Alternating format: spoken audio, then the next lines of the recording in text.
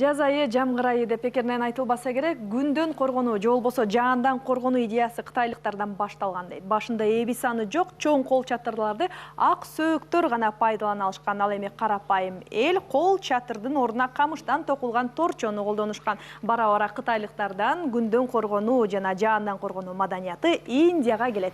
19-кылымдарда АКШда жөн гана кол чатырды жаандан тосуу максатында эмес, атайын коргонуу максатында дагы колдонушкан. Атайын баскычын басканда ал баягы зонт ачылбастан эле газ, баягы жолбосо көздү ачыштыруучу атайын бир заттар чача турган кылып жасашкан экен. Өзгөчө айымдар көтөрүп жүрсө керек да, Эң туура айтасыз. Мисалы, ошол эле жасаган Жуан деген мырза биринчиден бул айымдарга тиешелүү, эркектерге деп биринчи мырзалардыкы болгон экен зонт дегенчи.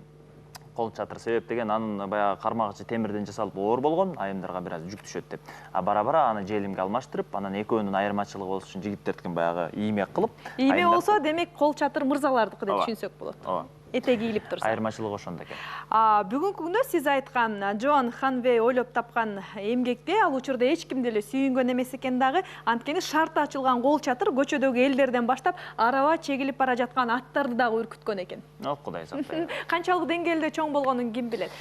Эми кол чатырдын тарыхы тууралуу алдыда дагы бизде жакшы бир даярдалган материал бар. Аны чогуу көрөбүз.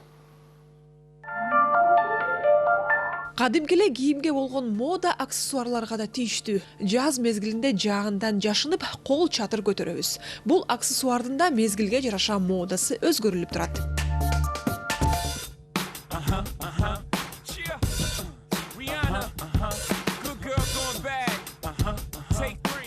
2016-жылы белгилүү мода үйлөрүнүн бири ак, ачык, кызыл менен боелгон ала-була кол чатырларды чыгарышкан. Буга чейин формасы жүрөк сымал, төрт бурчтуу гүл сымалдар мода болгон.